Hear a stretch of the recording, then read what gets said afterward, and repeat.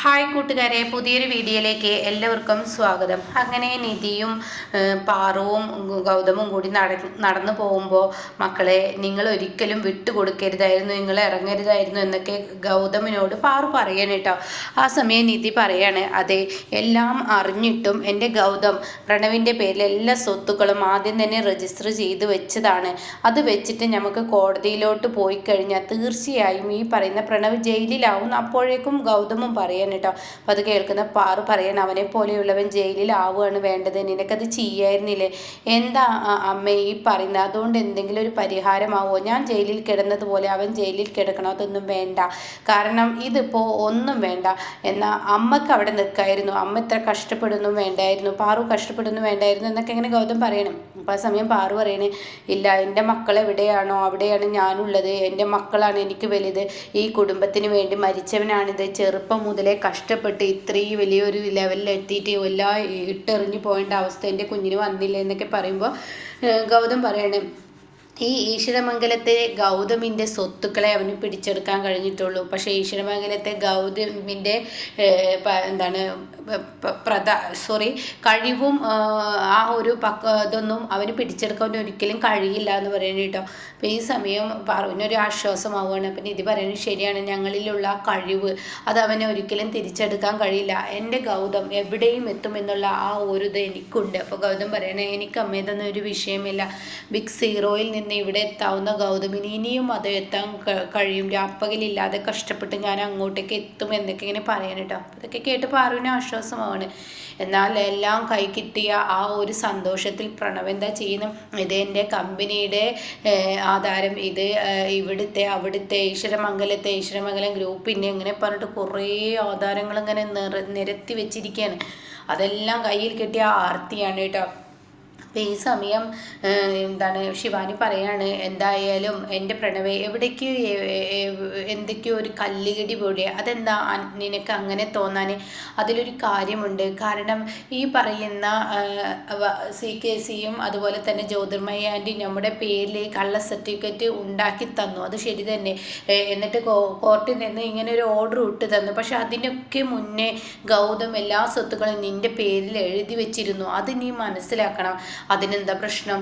അതെ, അത് എഴുതി വെച്ചത് കൊണ്ട് തന്നെ ഈ ഒരു അതായത് നമ്മൾ കൊണ്ടുവന്ന ആ ഒരു ഇതുണ്ടല്ലോ, അതൊരിക്കലും നമ്മൾ കൊണ്ടുവന്ന ആ ഒരു എഗ്രിമെൻ്റ് ഒരിക്കലും വാല്യൂ ഇല്ല, അത് നഷ്ടപ്പെട്ടു കഴിഞ്ഞിരിക്കുന്നു. അത് കോടതിയിൽ പോയി കഴിഞ്ഞാൽ ഈ നിൽക്കുന്ന പ്രണവ് ജയിലിലായിരുന്നു. എന്തൊക്കെയാണ് നീ പറയുന്നത്? എനിക്കൊന്നും മനസ്സിലായില്ല എന്ന് പറയട്ടോ. അതെ, ഗൗതം ആദ്യം തന്നെ എല്ലാ സ്വത്തുക്കളും നിൻ്റെ പേര് രജിസ്റ്റർ ചെയ്തതുകൊണ്ട് പിന്നീട് ഒരു രജിസ്ട്രേഷൻ ആ സ്വത്തുക്കൾ ചെയ്യാൻ കഴിയില്ല, അതെല്ലാവർക്കും അറിയുന്ന കാര്യമല്ലേ.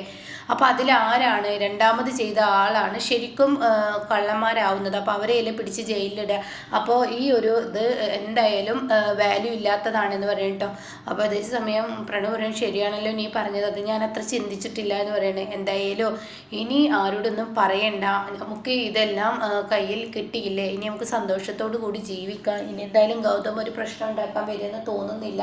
പക്ഷേ പലവരും നമ്മൾ മനസ്സിലാക്കണം, നമുക്കൊപ്പം ചിരിച്ച് കളിച്ച് നിൽക്കുന്നവരൊക്കെ ആയിരിക്കും കേട്ടോ നമ്മുടെ ശത്രുക്കൾ എന്നൊക്കെ ഇങ്ങനെ പറയാൻ കേട്ടോ. അപ്പോൾ ആ സമയം കാണാൻ CKCയുടെ ഫോൺ വരുന്നപ്പോൾ CKC ആണല്ലോ എന്ന് പറഞ്ഞ് എടുക്കുകയാണ്. അപ്പോൾ CKC ചോദിക്കുകയാണ്, എന്താ മക്കളെ അവിടുത്തെ വിശേഷങ്ങൾ, ഒരു പ്രശ്നമൊക്കെ ഉണ്ടാക്കിയോ? ഗൗതം അവിടെ നിന്ന് ഇറക്കുമ്പോൾ എന്ന് ചോദിക്കുകയാണ്. ഇല്ലല്ല, ഇവിടെ ഒരു പ്രശ്നവും ഉണ്ടാക്കിയില്ല എന്ന് പറയും കേട്ടോ.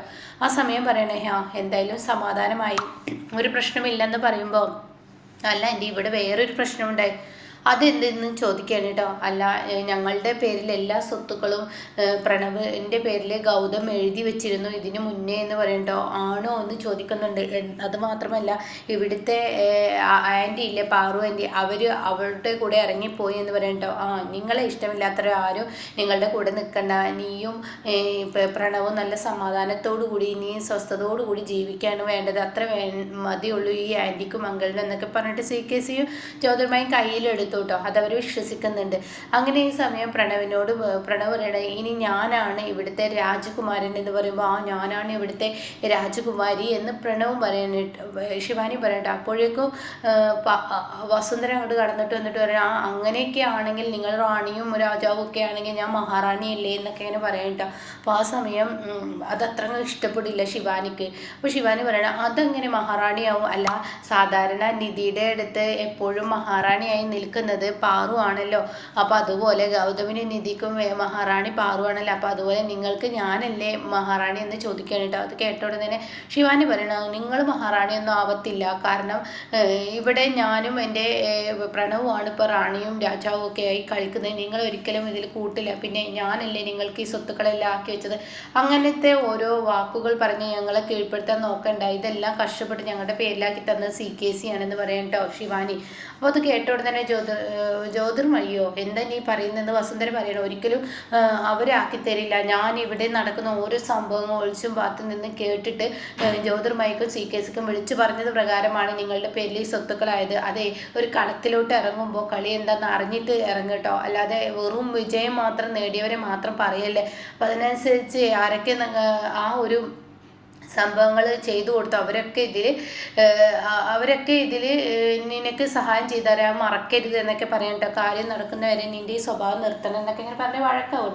അപ്പോഴേക്കും പ്രണവ് അവിടെ ഇടപെടണം. മതി നിർത്തിയേക്ക് എൻ്റെ ആൻറ്റി, നിങ്ങൾ ഇന്ന് ഇവിടെ ഉണ്ടാവണം, ഞാൻ ഇന്നൊരു ഫംഗ്ഷൻ ഇവിടെ വെച്ചിട്ടുണ്ട്, അപ്പോൾ അതുകൊണ്ട് തന്നെ ആൻറ്റി ഇവിടെ ഉണ്ടാവണം, ആ ഫംഗ്ഷനിൽ പങ്കെടുക്കാൻ എന്നൊക്കെ പറഞ്ഞിട്ട് ശിവാനിയും കൊണ്ട് പോവാണ് കേട്ടോ. അപ്പോൾ വസുന്ധരയാണെങ്കിലോ ഇവളെ ആൾ കൊള്ളാലോ, ഇവളുടെ സ്വഭാവം ഇപ്പം തന്നെ പുറത്ത് കാണിച്ചു, ശിവാനിയെ ഞാൻ വെറുതെ വിടില്ല, ഇവളെ ഞാൻ ഈ വീട്ടിൽ നിന്ന് പുറത്താക്കും എന്ന് വസുന്ധരയും പറയാണ് കേട്ടോ. എന്നാൽ ഈ സമയം ഇപ്പുറത്ത് തൻ്റെ വീട്ടിലോട്ട് ചെല്ലാണ്. അപ്പോഴേക്കും ചന്ദ്രയും അതുപോലെ നിർമ്മലയും സ്വീകരിക്കാൻ എത്തിയിരിക്കുകയാണ്. നിർമ്മലിനെ ഗൗതമിനെയും അതുപോലെ പാറു നിധിയൊക്കെ കേട്ടോ. അപ്പോൾ അവർ ചെല്ലാണ്. അപ്പോൾ ഉടൻ തന്നെ മക്കളെ നിങ്ങളെ ഈ അവസ്ഥയിൽ കാണേണ്ടി വന്നില്ലേ എന്നൊക്കെ പറഞ്ഞിട്ട് നിർമ്മല സങ്കടപ്പെടുകയാണ് കേട്ടോ. ആ സമയം പാറു പറയണേ എൻ്റെ മക്കൾ എല്ലാം നഷ്ടപ്പെട്ടിട്ട് വന്ന് നിൽക്കുകയാണ് എന്നിങ്ങനെ പാറു പറയണേ. അപ്പോൾ ഗൗതം പറയണേ പണ്ടത്തെ ഈശ്വരമംഗലത്തെ ഗൗതമല്ല, പണവും പ്രതാപവും ഒന്നുമില്ലാത്ത ഗൗതമാണ് നിങ്ങളുടെ മുന്നിൽ നിൽക്കുന്ന, ബാങ്ക് ബാലൻസ് ഇല്ല, ഈശ്വരമംഗലത്തെ വണ്ടിയോ കാറോ ഒന്നും തന്നെ ഇല്ലാത്ത പാവപ്പെട്ട ഗൗതമാണ് എന്നൊക്കെ ഇങ്ങനെ പറയാനേട്ടോ. അപ്പോൾ ഈ സമയം നിധി പറയണം അങ്ങനെയൊന്നും പറയില്ല ഗൗതം, മുമ്പൊരിക്കൽ നമ്മൾ രണ്ടുപേരും നടുത്തെരുവിലോട്ട് ഇറങ്ങിയിട്ട് തെരുവിലോട്ട് ചെന്ന് എന്ത് ചെയ്യണമെന്ന് അറിയാതെ പിന്നീട് ഒരു വാടക കുടിലിലോട്ട് പോയിട്ട് അവിടെ നിന്ന് ജീവിതം തുടങ്ങിയതൊക്കെ മറന്നു. അങ്ങനെയുള്ള നമുക്ക് മുന്നിൽ ഇപ്പോൾ 3 അമ്മമാരുള്ളപ്പോൾ, നമുക്ക് സഹായത്തിനായി 3 അമ്മമാരുള്ളപ്പോൾ പിന്നെ എന്താ നമുക്ക് പേടിക്കാനുള്ളത്? അന്ന് ഞാനും എൻ്റെ ഗൗതം മാത്രമല്ലേ ഉള്ളൂ, അപ്പോൾ നമ്മൾ വിജയിക്കുമെന്ന് പറയണം കേട്ടോ. അപ്പോൾ അത് കേൾക്കുന്നതിനോട് കൂടിയിട്ട് നിർമ്മല പറയണം പിന്നെ എൻ്റെ മോൻ വിജയിക്കാതെ. അപ്പോഴേക്കും ചന്ദ്ര പറയുന്നത് ശരിയാണ്. അത് കേട്ട ഉടൻ തന്നെ പാറുവും പറയുന്നത് ശരിയാണ്, എൻ്റെ മോൻ വിജയിക്കുമെന്ന് പറയാണ്. അങ്ങനെ ചന്ദ്ര വന്ന കാലിൽ നിൽക്കാതെ അകത്തോട്ട് കയറി വാ എന്ന് പറഞ്ഞിട്ട് അകത്തോട്ട് കയറ്റുന്നുണ്ട് കേട്ടോ. പിന്നീടാണെങ്കിലോ ഇപ്പുറത്ത് ഇവിടെ രേണുകയാണ് കാണിക്കുന്നത്. രേണുക അവിടെ വന്നിറങ്ങിയിരിക്കുകയാണ്. അപ്പോൾ രേണുക വരുമ്പോൾ തന്നെ രേണുകയുടെ ആ ഒരു പത്രാസൊക്കെ കാണിച്ച് തൻ്റെ മകള് പണക്കാരിയാണെന്നുള്ള ആ പത്രാസ് കാണിക്കാൻ കേട്ടോ.